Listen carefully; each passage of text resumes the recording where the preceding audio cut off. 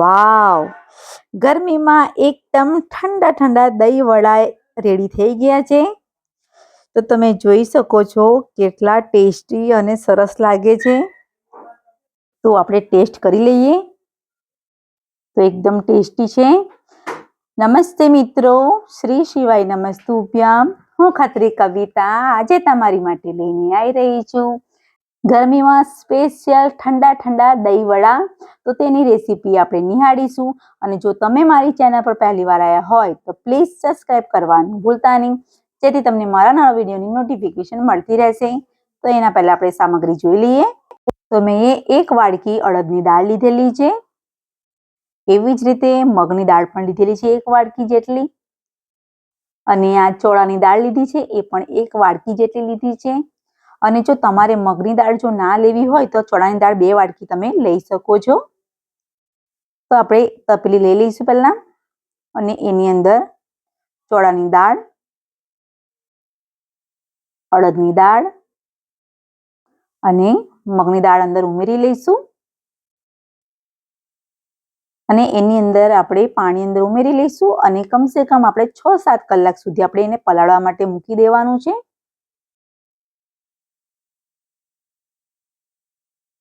તો આપણે હજુ પાણી ઉમેરીશું હજુ તપેલીમાં.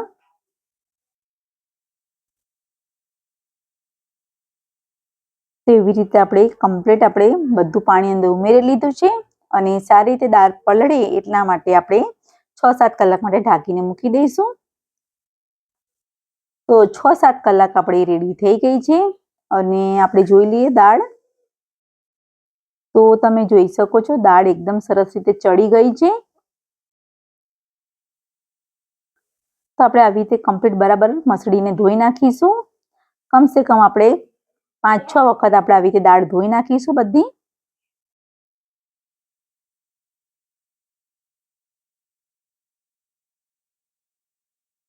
આવી રીતે બરાબર પાણી ઉમેરતા જઈશું અને સારી રીતે દાળ ધોઈ નાખીશું બધી.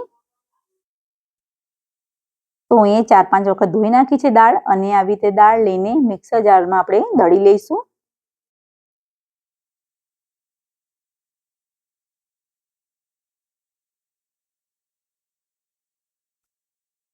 તેવી રીતે આપણે બધી દાળ આપણે લઈ લેવાની છે અને આવી રીતે દળી લઈશું. તો તમે જોઈ શકો છો એકદમ સરસ રીતે દળાઈ ગઈ છે દાળ આપણી. તેવી રીતે આપણે બધી દાળ દળવાની છે. તેવી રીતે આપણે બીજી તપેલીમાં આપણે દાળ કાઢી લઈશું.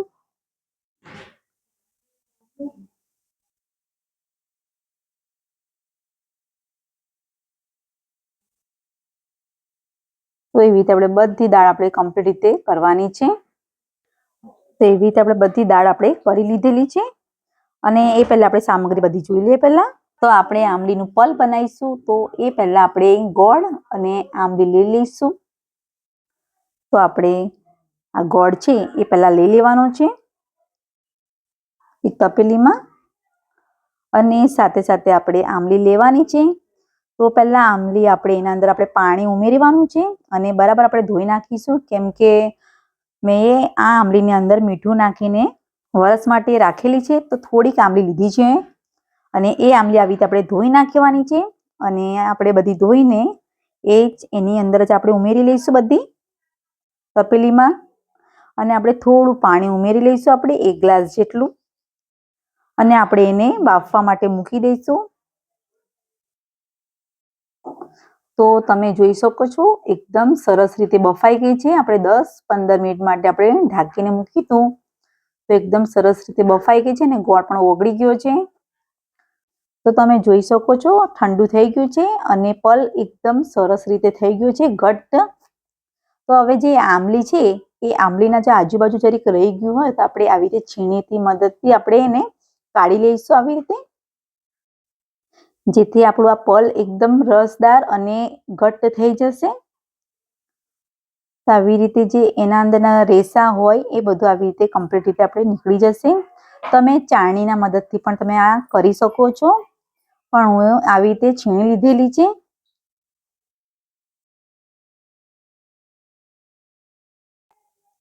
તેવી રીતે આપણે બરાબર આપણે કમ્પ્લીટ રીતે કરી લઈશું. તો આવી રીતે આપણે બરાબર આપણે એને છીણી લીધું છે. તો તમે જોવો છો એનો પલ એકદમ સરસ રીતે બધો નીકળી ગયો છે. તો એવી રીતે આપણે બધી કરી લઈશું. તો તમે જોઈ શકો છો કેટલો સરસ રીતે પલ્પ થઈ ગયો છે એનો આંબલી અને ગોળનો. આપણે હવે આ સાઈડ પર મૂકી દઈશું. અને આપણે આ દહીં લીધું છે. હું એ દહીં 250 ગ્રામ જેટલું લીધું છે અને ખાંડ લીધેલી છે. તો આપણે ખાંડ અંદર ઉમેરી લેવાની છે.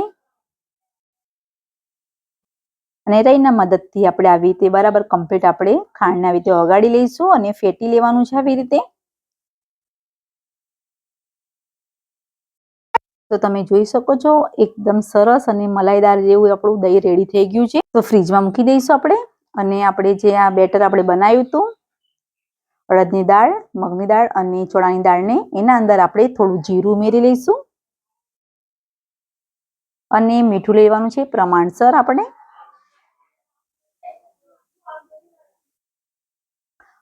અને થોડીક આપણે કોથમીર અંદર ઉમેરી લઈશું. અને બરાબર આપણે ચમચીના મદદથી આવી રીતે ફેટી લેવાનું છે. આપણે આવી રીતે જેટલું ફેટી આપણે 10-15 મિનિટ સુધી આપણે આવી રીતે કમ્પ્લીટ રીતે એક જ રીતે. તો એનું અંદર હવા ભરાય તો એના લીધે આપણા વડા એકદમ સરસ અને ટેસ્ટી બને છે અને પોચા પણ બને છે.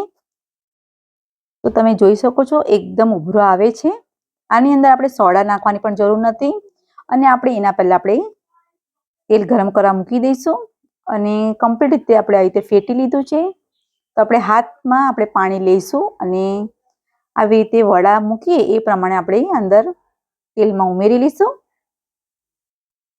તો તેલ હજુ આપણું બરાબર ગરમ થયું નથી પણ આપણે થોડાક વડા અંદર ઉમેરી લઈશું. પણ મેં વડા નાની સાઈઝના જ બનાવેલા છે. અને જો તમારે મોટી સાઈઝના બનાવવા હોય તો તમે બનાવી શકો છો. પણ મેં મીડિયમ સાઈઝના જ બનાવેલા છે. તમે જોઈ પણ શકો છો કે એકદમ સરસ રીતે ઉપર આવે છે અને ફૂલે છે. તો આપણું આ બેટર એકદમ સરસ અને કમ્પ્લીટ રીતે થઈ ગયું છે. જોવામાં જ આપણે ખ્યાલ આવે છે કે આપણા વડા એકદમ સોફ્ટ બનેલા છે. તો વડા આપણે બ્રાઉન થાય ત્યાં સુધી આપણે તળી લઈશું. પણ વધારે પડતા બ્રાઉન નથી કરવાના આપણે.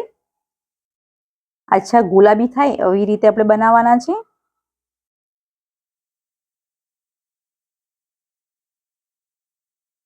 તો આપણે આવી રીતે કમ્પ્લીટ રીતે તળવાના છે. બહુ ફાસ્ટ ગેસમાં તળવાના નથી. તો આપણે ગેસ ધીમા તાપે તળવાના છે. અને બહુ ધીમા તાપે પણ નહીં અને બહુ ફાસ્ટ ગેસ પર પણ નથી તળવાના. તો આપણે આવી રીતે કમ્પ્લીટ રીતે તળી લીધેલા છે.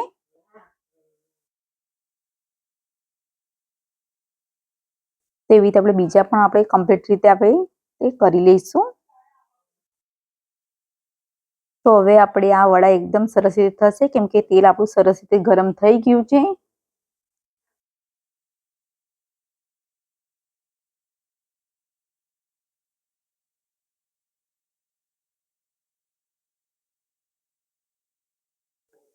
તમે જોઈ પણ શકો છો એકદમ સરસ અને સોફ્ટ વડા આપણા રેડી થઈ ગયા છે દહીં વડા.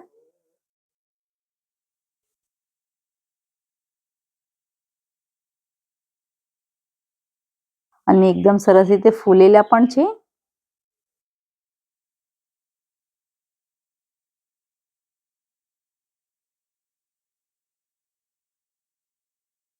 તો આપણે આવી રીતે હલાવતા રહીશું થોડીક વાર.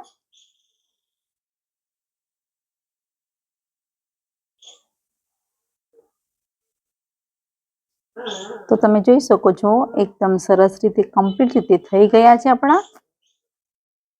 હવે આપણે એને કાઢી લઈશું.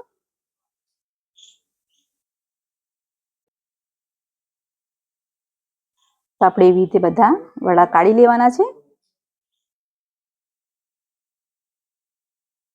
તો તમે જોઈ શકો છો આપણે બધા વડા કમ્પ્લીટ રીતે કરી લીધેલા છે.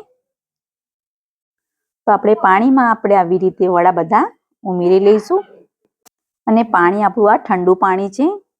અને જો તમારે તાત્કાલિક આપણે વડા ખાવા હોય તો તમારે તળતા ફેરી જ આપણે પાણીમાં ઉમેરવાના છે. જેથી આપણા વડા એકદમ સરસ રીતે ડૂબાડૂબ થઈ જાય અને પલળી પણ સારી રીતે જાય. તો થોડાક વડા હું એ સાઈડ પર મૂકેલા છે, એ પછી આપણે પલાળી લઈશું. તો આપણે 5-10 મિનિટ માટે પલાળી લઈશું. એ પહેલાં આપણે મસાલા જોઈ લઈએ. ઉમેરવા માટે જીરું લીધું છે અને કાળા મરી લીધેલા છે. અને આપણે આ પુદીનાની ચટણી બનાવેલી છે, પુદીનાની કોથમીરની. તમને આ મારો વિડીયો એનો જોવો હોય તો મારા ડિસ્ક્રિપ્શન બોક્સમાં મૂકેલું છે.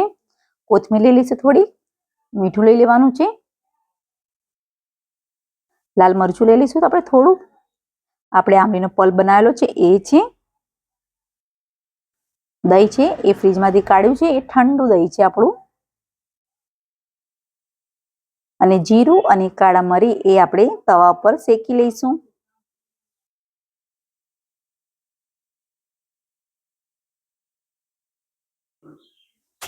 તો આવી રીતે આપણે બરાબર આપણે એને શેકી લેવાનું છે.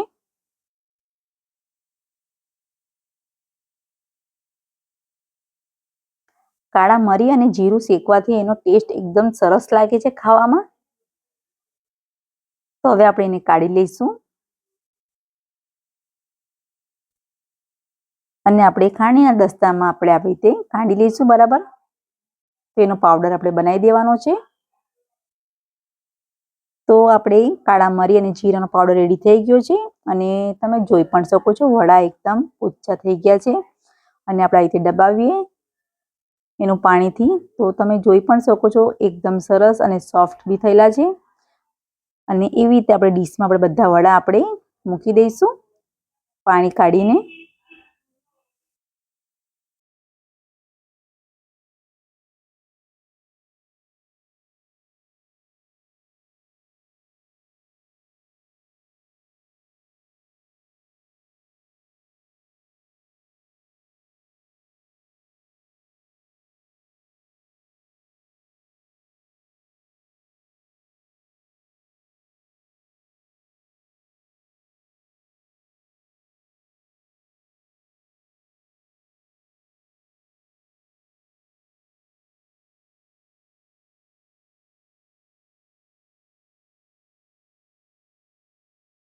અને આંબલીનું પલ્પ પણ તમે જોઈ શકો છો એકદમ સરસ અને ટેસ્ટી દેખાય છે.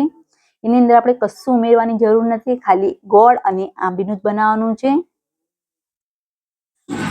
અને સાથે સાથે આપણે પુદીના કોથમીરની ચટણી પણ લઈ લઈશું.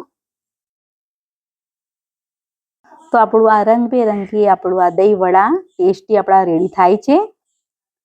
તો થોડુંક લાલ મરચું પણ અંદર ઉમેરી લઈશું, એકદમ કલરફુલ છે આપણું. થોડુંક જીરું અને કાળા મરીનો ભૂકો,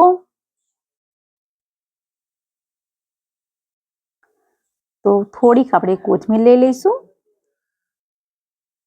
તો જો આપણે એની અંદર આપણે થોડુંક મીઠું અંદર ઉમેરી લઈશું. તો આપણા દહીં વડા રેડી થઈ ગયેલા છે. અને જો તમને મારો વિડીયો પસંદ આવ્યો હોય તો લાઈક કરજો, શેર કરજો અને સબસ્ક્રાઈબ કરવાનું ભૂલતા નહીં. તો આપણે ટેસ્ટ કરી લઈએ. તો આપણો આ દહીં વડા તમે જોઈને તમને પાણી આવી ગયું ને, તો ટેસ્ટ તો કરી લઈએ પહેલાં આપણે.